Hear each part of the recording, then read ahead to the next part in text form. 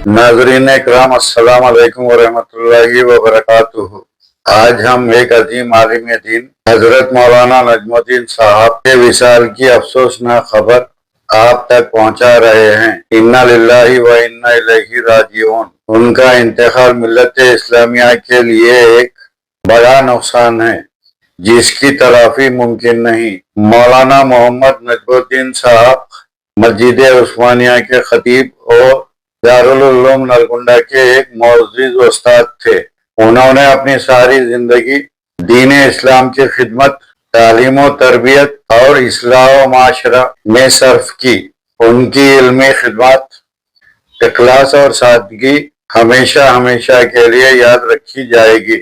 आज उनकी मैयत को आखिरी सफर से कब्ल दारुल उलूम नलगुंडा में रखी गई, जहां पर बड़ी तादाद में अवाम, शागिर्दों और ने शिरकत करते हुए दीदार किया।